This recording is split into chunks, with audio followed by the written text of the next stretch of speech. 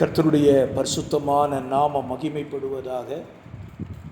ஆசீர்வாதமான ஒரு நல்ல மாலை நேரத்திலேயும் வேத தியான நிகழ்ச்சியை புதன்கிழமை தோறும் வெளியிடுவதிலே சந்தோஷம் அடைகிறேன். இன்றைக்கும் சற்று நேரம் வேதத்தை தியானிப்பது நமக்கு அது ஆசீர்வாதம்.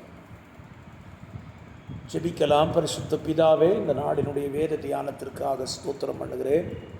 நம்முடைய வேதத்தை தியானிப்பது எங்களுடைய வாழ்க்கைக்கு ஆசீர்வாதமாக இருக்கும் என்கிற நம்பிக்கையோடு இந்த வசனத்தை தியானிக்க உங்களுக்கு உதவி செய்யும். கேட்கிறவர்களுக்கு பிரயோஜனமாக இருக்கவும் உதவி செய்யும். இயேசுவின் நாமத்தில் பிதாவே, ஆமென். ஆமென். கர்த்தர் நல்லவர். இந்த மாலை நேர தியானத்திற்கான சிந்தனைக்குரிய தலைப்பை நான் இப்படி சொல்லுவேன்: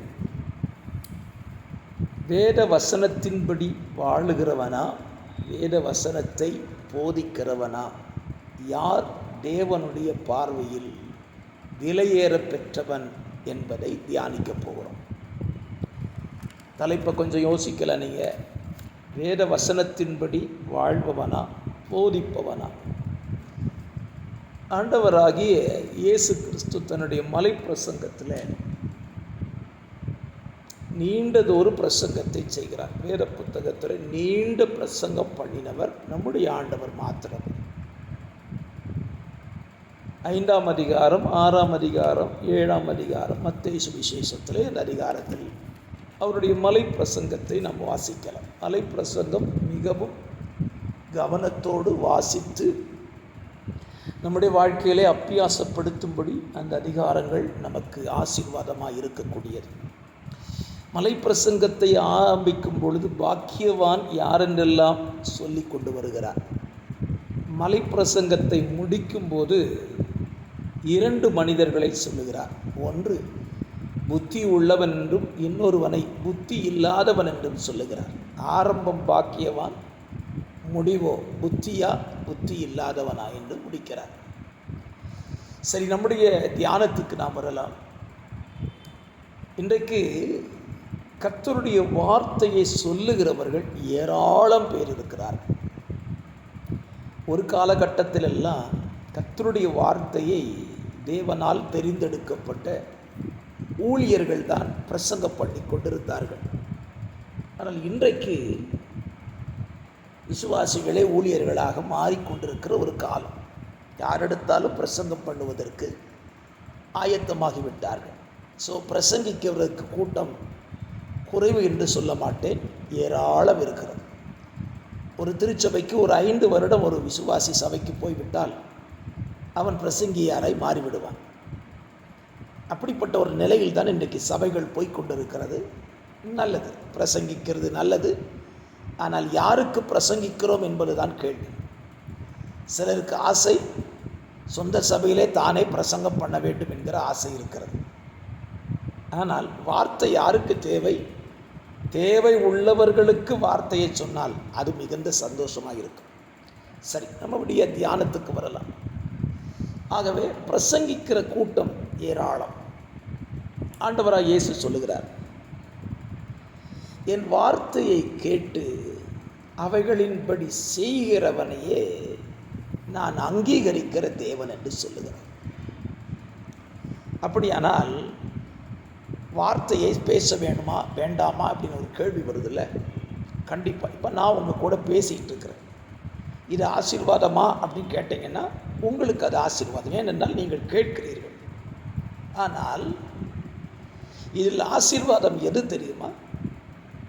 ஆண்டவராகிய இயேசு கிறிஸ்து அழகான ஒரு வசனத்தை சொல்லியிருக்கிறார். மத்தேயு சுவிசேஷம் 7ஆம் அதிகாரத்தில் இந்த வசனத்தை உங்களுக்காக நான் வாசிக்கிறேன்.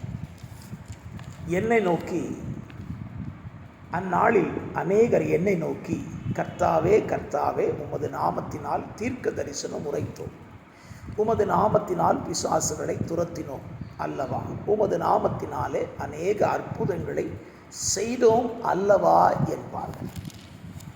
தீர்க்க தரிசனம், பிசாசை துரத்துதல், அநேக அற்புதங்கள். நல்லது. பிசாசை துரத்தணுமா? கண்டிப்பாக துரத்தணும். அற்புதம் செய்யணுமா? கண்டிப்பாக செய்யணும். தீர்க்க தரிசனம் சொல்லணுமா? தேவை. ஏனென்றால் சபைக்கு தீர்க்க தரிசனம் அவசியமான ஒன்று தான். இந்த 3 கூட்டத்தையும் நீங்கள் கவனிங்க. இயேசு கூட அவங்க சொல்கிற 3 காரணங்கள் சொல்லுகிறார்கள். 1, தீர்க்க தரிசனம் உரைத்தோம். 2, பிசாசை துரத்தினோம். 3, அற்புத அடையாளங்களை செய்தோம். 3ஐயும் அவர்கள் சொல்லிவிட்டு எங்களையா தெரியாதுன்னு சொல்லுகிறீங்க ஆண்டவரேன்னு கேட்டார். நான் இப்படி நினைக்கிறேன், 4வது ஒரு காரியத்தை அவர்கள் சொல்லியிருந்தால் இயேசு உங்களை தெரியும் என்று சொல்லியிருப்பார். அந்த 4வது காரியம் என்ன? ஆண்டவரே, உம்முடைய வசனத்தின்படி நாங்கள் வாழ்ந்தோம் என்று சொல்லியிருக்க வேண்டும். அப்படி சொல்லியிருந்தால் இயேசு அவர்களை உங்களை எனக்கு தெரியும் என்று சொல்லியிருப்பார். ஆனால் அவர்கள் அதை சொல்லவில்லை. இயேசு அவர்களை பார்த்து என்ன சொன்னார்? அக்கிரம செய்கைக்காரரே, என்னை விட்டு அகன்று போங்கள், உங்களை தெரியாதுன்னு சொன்னார். அப்போ என் கேள்வி, என்னுடைய தியானம், ஏன் ஆண்டவர் அவர்களை தெரியாதுன்னு சொன்னார்? அப்படியானால் கவனிக்கணும். இன்றைக்கி நான் உங்கள் கூட பைபிள் ஸ்டடி பேசிகிட்டு இருக்கிறேன். பேசுகிறவனை ஆண்டவருக்கு தெரியாது. சரி, பேசுகிறத கேட்குறவங்களையாவது ஆண்டவருக்கு தெரியுமா கேட்டிங்கன்னா அதுவும் தெரியாது. அப்போ யாரை தெரியும் இயேசுவுக்கு? பேசுகிறவனை அல்ல, பேசுகிறதை கேட்கிறவனையும் அல்ல, அதை பேசுகிறதை கேட்டு அதன்படி செய்கிறவனை ஆண்டவருக்கு தெரியும். Praise the Lord. கர்த்தருக்கு மகிமை உண்டாவதாக. ஆகவே தான் ஆரம்பத்தில் சொன்னேன், பிரசங்கிக்கிறதை விட பிரசங்கத்தை கேட்டு அதன்படி வாழுகிறவனே தேவனால் அங்கீகரிக்கப்படுகிறவனாய் இருக்கிறான். இதை யாக்கோபு இப்படி ஒரு வசனம் சொல்லுவான், நம்மில் அநேகர் அதிக ஆக்கினை அடைவோம் என்று சொல்லி போதகர்கள் ஆகாதிருப்போமாக என்று சொல்லுவான். அப்போ போதகம் பண்ணுகிறவனுக்கு ஆக்கினை அதிகம். ஏன் அப்படின்னா போதகர் ஆகக்கூடாதுல்ல? ஏன் ஆக்கினை அதிகம் தெரியுமா? நான் எவ்வளவு போதிக்கிறேனோ அந்த போதலின்படி நான் வாழ வேண்டும். நான் வாழ்ந்ததை போதித்தால் எனக்கு ஆக்கினை இல்லை. இயேசு இந்த பூமியில் ஊழியம் செய்யும்போது அவர் வாழ்ந்ததை தான் போதித்தார். அவர் எப்படி வாழ்ந்தாரோ அதுவே அவருடைய போதனையாக இருந்தது. இன்றைக்கு பாருங்கள், என்னையும் சேர்த்து இந்த வசனத்தை தியானிக்க ஒப்பு கொடுத்து சொல்லுகிறேன். நாம் வாழுகிறதை போதிக்கிறோமா அல்லது போதிக்க வேண்டும் என்பதற்காக போதித்து கொண்டிருக்கிறோமா? இன்றைக்கி போதனை செல்லில் யூடியூப்பை நீங்கள் திறந்துட்டிங்கன்னா போதனைக்கு ஆட்களே பஞ்சம் இல்லை, ஏராளமான போதனை இருக்குது. ஆனால் போதிக்கிறவர்கள் தாங்கள் போதிக்கிறபடி வாழுகிறார்களா அப்படின்னு கேட்டால் இல்லை. உண்மைதானே? ஸ்தோத்திரம். நீங்கள் கேட்கலாம், பாஸ்டர் உங்களையே நீங்கள் பிரசங்கம் பண்ணுறீங்களா? இது ஊழியக்காரர்களுக்கு தகுந்தது தானே என்று கேட்கலாம். ஒத்துக்கொள்கிறேன், ஊழியர்களுக்கு மாத்திரம்தான் என்று முடிவெடுத்து விடாதீர்கள். விசுவாசிகளாகிய உங்களுக்கும் இது பொருந்தும். ஏனென்றால் நீங்கள் நிறைய பிரசங்கம் கேட்குறீங்க. ஞாயிற்றுக்கிழமை பிரசங்கம், பைபிள் ஸ்டடி கேட்குறீங்க, உபவாச கூட்டத்தை பிரசங்கம் பண்ணுறீங்க, விசேஷ கூட்டம் பிரசங்கம் பண்ணுறீங்க, பிரசங்கம் கேட்குறீங்க, யூடியூப்பில் பிரசங்கம் கேட்குறீங்க, டெய்லி பிரெட்டு கேட்குறீங்க, அனுதின மன்னா கேட்குறீங்க, இன்றைய மன்னா கேட்குறீங்க, நிறைய கேட்குறீங்க. எதன்படி வாழுகிறீர்கள்? இப்போ உங்களுக்கு அது பொருந்தும் தானே? ஸ்தோத்திரம். அப்போ ஆண்டவர் என்ன சொல்கிறாரு? பிரசங்கிப்பது நல்லது, தீர்க்க தரிசனம் உரைப்பது நல்லது, பேய் துரத்துவது நல்லது, அற்புதம் செய்வது நல்லது. இது எல்லாம் மற்றவர்களுக்கு நாம் செய்கிறோம். நமக்கு என்ன செய்கிறோம்? நாம் இன்றைக்கு வாசித்த வசனத்தின்படி இன்றைக்கு நாம் வாழுகிறோமா? அதுதான் முக்கியம். பரலோகத்தில் போய் நம்ம நிற்கும்போது இயேசு என்ன கேள்வி கேட்பார் தெரியுமா? பேய் துரத்துனியா, அற்புதம் செஞ்சியா, தீர்க்க தரிசனம் சொன்னையா அப்படிலாம் கேட்க மாட்டார். இவ்வசனத்தின்படி வாழ்ந்தையான்னு கேட்பார். ஸ்தோத்திரம். ஏசாயா தீர்க்கதரிசி இப்படி அழகான ஒரு வார்த்தை சொல்லியிருக்கிறான். என்ன வார்த்தை பார்த்தீங்களா? ஏசாயா 26ஆம் அதிகாரத்தில் 2ஆம் வசனம் நான் உங்களுக்காக வாசிக்கிறேன். ஏசாயா 26 2ஆம் வசனத்தில், சத்தியத்தை கை கொண்டு வருகிற நீதி உள்ள ஜாதி.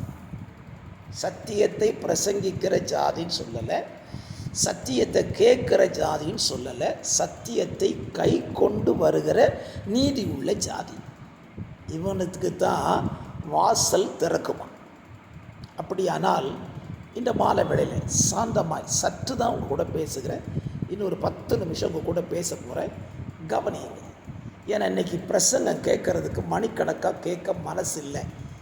குறைந்த நேரத்தில் பிரசங்கம் கேட்க பழகிட்டோம் கொரோனாவெல்லாம். அதனால ஒரு 10 நிமிஷம் கூட இந்த செய்தியை கேளுங்க. யாருக்கு வாசல் திறக்குமா?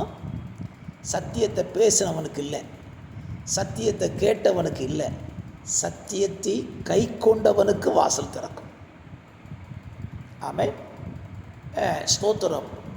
வெளிப்படுத்த புத்தகத்தில் எழுதுகிறான், இந்த தீர்க்க தரிசன புஸ்தகங்களை வாசிக்கிறவரும் கேட்கிறவனும் இதை கை கொள்ளுகிறவர்களும் பாக்கியவன்.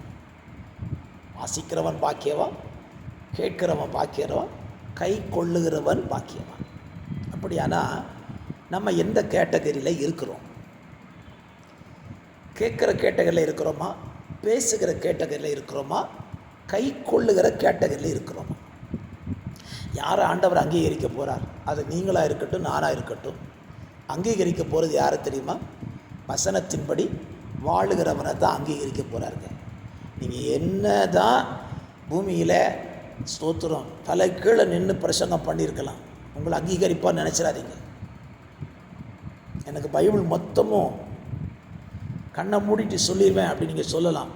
உங்களுக்கு ஆண்டவர் வெரி குட் சொல்ல மாட்டார். ஸ்தோத்திரம். பைபிள் உள்ள ஒரு வசனத்துக்கு நான் கீழ்ப்படிந்து வாழ்ந்துருக்கிறேன் அப்படின்னு சொன்னீங்கன்னா உங்களை சந்தோஷமாக ஏற்றுக்கொள்வேன். வேத புத்தகத்திலிருந்து ஆண்டவர் சொன்னதை அப்படியே கேட்டு கீழ்ப்படிந்தவனையும் ஒரு மனுஷனையும், ஆண்டவர் சொன்னதை கேட்டு கீழ்ப்படியாமல் போன ஒரு மனுஷனையும் உங்களுக்கு சொல்ல விரும்புகிறேன். பழைய ஏற்பாட்டில் புதிய ஏற்பாட்டில் 2 உதாரணத்தை சொல்லுகிறேன். பழைய ஏற்பாட்டில் ஆண்டவர் சொன்னதை கேட்டு செய்த ஒரு மனிதன். 2 ராஜாக்கள் 5ஆம் அதிகாரத்தில் நாகமான் என்கிற ஒரு குஷ்டரோகி. அவனுக்கு குஷ்டரோகம் இருக்கிறது, பிரச்சனைக்குரியதாக இருந்தது. அவனுக்கு ஒரு சிறுமி, அவன் வீட்டில் வேலை செஞ்ச ஒரு சிறுமி சொல்கிறான், இஸ்ரவேலில் போனால் என் எஜமானனுடைய குஷ்டரோகம் நீங்கிருன்னு சொல்கிறான். அப்படியே ராஜா கடிதத்தோடு நாகமான் போகிறான். இஸ்ரவேல் ராஜா கேள்விப்பட்டு வஸ்திரத்தை கிழிக்கிறான். எலிசா இதை கேள்விப்பட்டு அவனை வர சொல்லி இஸ்ரவேலிலே ஒரு தேவன் இருக்கிறார் என்று அறிந்து கொள்ளட்டும் சொல்லி நாகமான வர சொல்கிறான். இப்போ நாகமான்ட்ட சொல்கிறான், நீ போய் யோர்தானில் 7 தடவை முங்கு, அப்போ குஷ்டரோகம் நீங்கிருன்னு சொல்கிறான். அவனுக்கு கோபம் வந்துச்சு. பொதுவாகவே சத்தியத்தை சொன்னால் நமக்கு நீ கோபம் வருது தானே. அதில் ஞானசானத்தை பற்றி பேசிட்டா ரொம்ப கோபம் வருது. ஸ்தோத்திரம். பெந்தகோசுக்காரங்களுக்கு என்ன எது ஆகாது. ஸ்தோத்திரம். எதை எடுத்தாலும் ஞானசானம் சொன்னான். பெந்தகோசுக்காரன் ஞானசானம் சொல்லலை, பைபிள் சொல்லுது. பைபிள் சொல்லுறத சொல்கிறவனை நீங்கள் பெந்தகோசுக்காரன்னு சொல்கிறீங்க. ஸ்தோத்திரம். கிறிஸ்தவனாக இருந்தால் ஞானசானம் எடுக்கணும், சரிதானே? ஸ்தோத்திரம். இந்த ஞானசானத்தை பற்றி பேசப்போட நிறைய இருக்குது. இன்றைக்கி ஞானசானம் எதுக்கெல்லாம் எடுக்கணும்னு தெரியாமல் போச்சு. ஆக்சுவலாக ஞானசானம் எதுக்கு தெரியுமா? மனம் திரும்பினவர்களுக்கு ஏற்றதான் ஞானசானம். இன்றைக்கி அப்படி கிடையாது. கல்யாணம் முடியுமா ஞானசானம் எடுத்துக்கோ, சபைக்கு போகணுமா ஞானசானம் எடுத்துக்கோ. ஸ்தோத்திரம். அப்படிலாம் ஞானசானம் கிடையாதுங்க பைபிளில். சரி, விஷயத்துக்கு வாங்க. அவனுக்கு முதல்ல கோபம் வந்துச்சு. அவன் வேலைக்காரங்க சொன்னாங்க, யோர்தானில் குளிக்க தானையே சொன்னார், இது பெரிய விஷயமே கிடையாது, குளிச்சுட்டு போவோமே அப்படின்னு சொன்ன உடனே நாகமான் அப்படியே எலிசாவின் வார்த்தையின்படி யோர்தானில் 7 தடவை முங்கி எழும்புகிறான். அவன் குஷ்டரோகம் நீங்கிச்சு. எனக்குள்ள ஒரு கேள்வி, யோர்தானின் தண்ணீரில் அவ்வளவு விசேஷத்தன்மை இருக்குதா? அப்படின்னா அந்த தண்ணியில் குளிக்கிற எல்லாருக்கும் வியாதி போயிருக்கணும்ல? விஷயம் தண்ணீரில் இல்லை, விஷயம் கேட்கிற வார்த்தையில் கீழ்ப்படிதல் தான் இருக்கிறது. எந்த வார்த்தையை யார் கேட்குறாங்களோ, அந்த வார்த்தைக்கு யார் கீழ்ப்படுகிறாங்களோ அங்கே தான் அற்புதம் இருக்குது. பாருங்கள், அந்த நாகமான் கீழ்ப்படிந்தான், பூரண சுகத்தை பெற்றுக்கொண்டான். நாகமானுக்கு ரொம்ப சந்தோஷம். எலிசா தலை மேலே கை வைக்கலை, ஜபம் பண்ணலை, ஒன்றுமே பண்ணலை. அற்புதம் எங்கே இருக்குது? உங்கள் கீழ்ப்படிதலில் இருக்குது. வார்த்தையை கேட்குறீங்கள, அந்த வார்த்தைக்கு நீங்கள் எந்த அளவுக்கு கீழ்ப்படுகிறீங்களோ அந்த அளவுக்கு தான் அற்புதம் இருக்கும். சரிதானே? ஸ்தோத்திரம். அப்போ பழைய ஏற்பாட்டில் இவன் கீழ்ப்படிஞ்சான், அற்புதமான சுகத்தை பெற்றுக்கிட்டான். ஸ்தோத்திரம்.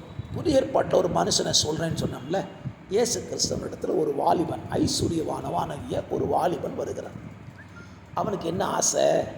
நித்திய ஜீவனுக்கு போகணும்னு ஆசை. பணக்காரனுக்கு என்ன ஆசை வந்துச்சு?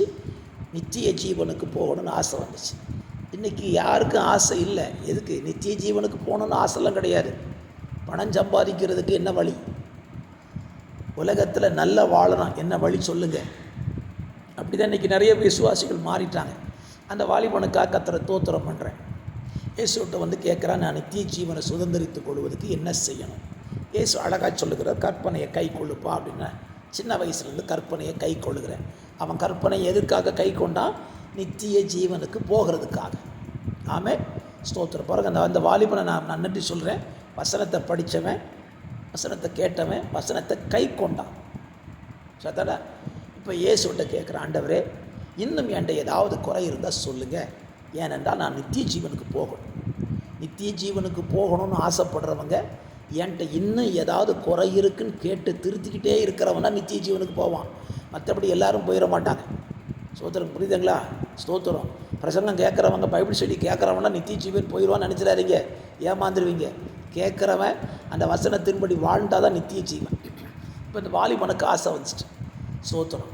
இயேசு அழகாக சொன்னார், எப்பா உனக்கு இருக்கிறத விற்று தரித்திரருக்கு கொடுத்துட்டு என்னை பின்பற்றி வா, உனக்கு நித்திய ஜீவன் கிடைக்குங்கிறத சொன்னார். அந்த வாலிபர் என்ன செய்தான் பாருங்கள். அவன் ஐஸ்வர்யவானாக இருந்தபடினாலே மிகுந்த துக்கத்தோடு திரும்பி போயிட்டான். அவன் எதை கேட்டான்? நித்திய ஜீவனை கேட்டான், ஆண்டவருடைய வார்த்தையை கேட்டான். ஆனால் அவனால் வார்த்தையின்படி வாழ முடியலை. இன்றைக்கி நிறைய பேருடைய பிரச்சனை என்ன தெரியுமா? பிரசங்கம் கேட்குறாங்க, வார்த்தையை கேட்குறாங்க, ஆனால் வாழ முடியல. வாழ முடியலன்னா நித்திய ஜீவனுக்கு போகவும் முடியாது. அது நானாக இருக்கலாம், நீங்களாக இருக்கலாம், யாராக இருந்தாலும் சரி. நித்திய ஜீவனுக்கு போகணும்னு நினச்சிங்கன்னா கேட்கறதுபடி வாழ முடிவெடுங்க. வாழ முடியாததை கேட்கணும்னு நினைக்காதீங்க. நம்ம ஆண்டவரும் நமக்கு வாழ முடியாததை ஒன்றும் சொல்லவே இல்லை, வாழ முடிந்ததை தான் சொல்லியிருக்கிறார். மனம் திரும்ப முடியுமா? முடியும். ஞானஸ்நானம் எடுக்க முடியுமா? முடியும். அப்படியானால் நான் இந்த மாலை நேரத்தில் சாந்தமாய் உங்களிடத்தில் சொல்லிக் கொள்கிறேன், பரலோகம் போகிறதும் போகாமல் இருக்கிறதும் ஆண்டவர் கையில் இருக்குதுன்னு சொல்லி நிறைய பேர் சொல்லுவாங்க. தப்புங்க. உங்கள் கையில் தான் இருக்குது. உங்கள் கையில் கொடுத்துட்டார். மரணமும் ஜீவனும் நம்ம முன்னால் இருக்கிறோம். ஆசீர்வாதத்தையும் சாபத்தையும் நம்ம முன்னால் வச்சுட்டார். நம்ம எதை சூஸ் பண்ணுறோமோ அதுக்குள்ள பிரதிபலன். நம்ம பரலோகம் போகணும்னு நினச்சிங்களா? நித்திய ஜீவனுக்கு போகணும்னு முடிவெடுக்கிறீங்களா? உங்கள் கையில் ஒரு சான்ஸ் தர்றாரு. கேட்கிற வசனத்திற்கு, படிக்கிற வசனத்துக்கு கீழ்ப்படிஞ்சிருங்க. கீழ்ப்படிந்து அந்த வசனத்தின்படி வாழ்ந்துருங்க. கன்ஃபார்மாக நீங்கள் சொல்லலாம், நான் நித்திய ஜீவனுக்கு போயிடுவேன். அப்படி இல்லைன்னா இயேசுநாதர் என்னை கூட்டிகிட்டு போயிடுவார்னு நம்பி ஏமாந்துடாதீங்க. அவர் கூட்டிகிட்டுலாம் போக மாட்டார், விட்டுட்டு போயிடுவார். ஏன்னா வசனத்தின்படி வாழலையே. அந்த ஐஸ்வர்யவான் பாருங்கள், அவன் நித்திய ஜீவனுக்கு போனான்னா பைபிளில் சொல்லலை. அந்த நாகமான் வசனத்தின்படி வாழ்ந்தான், அற்புதங்களை பெற்றுக்கொண்டான். ஆகவே தீர்க்க தரிசனம் சொன்னவன், அற்புதம் செஞ்சவன், பிசாசு துரத்தினவன் வசனத்தின்படி வாழலை, அதனால தெரியாதுன்னார். இந்த மாலவழியில் வசனத்தின்படி வாழுங்க, உங்களை தெரியும்னு சொல்லுவார். நீங்களும் நானும் நித்திய ஜீவனுக்கு போயிடுவோம். ஜெபிக்கலாம். பரிசுத்த பிதாவே, இந்த வார்த்தையை நாங்கள் பேசியிருக்கிறோம், கேட்டிருக்கிறோம். இதன்படி வாழ எங்களுக்கு உதவி செய்யுங்க. இந்த பிள்ளைகளை இந்த வார்த்தையினால் ஆசீர்வதித்து நித்திய ஜீவனுக்கு அவகாசிகளாக இவர்கள் எல்லாரையும் நீங்கள் மாற்றும்படியாக நான் ஜெபிக்கிறேன். ஆண்டவரே, இப்படி வசனத்தை வாசிக்கிறதோ கேட்கிறதோ அல்ல, கை கொள்ளுவது தான் எங்களுக்கு ஆசீர்வாதம். அதை செய்வதற்கு உடைய பிள்ளைகளுக்கு கிருபை செய்யுங்க. இந்த தியானம் உங்கள் நாமத்துக்கு மகிமையாக இருக்கட்டும். இரட்சகராம் இயேசுவின் நாமத்தில் தாழ்மையோடு ஜெபிக்கிறேன். ஜெபம் கேளும் நல்ல பிதாவே, ஆமென். ஆமென். கேளுங்கள், மற்றவர்களையும் கேட்கச் சொல்லுங்கள். கர்த்தர் உங்களை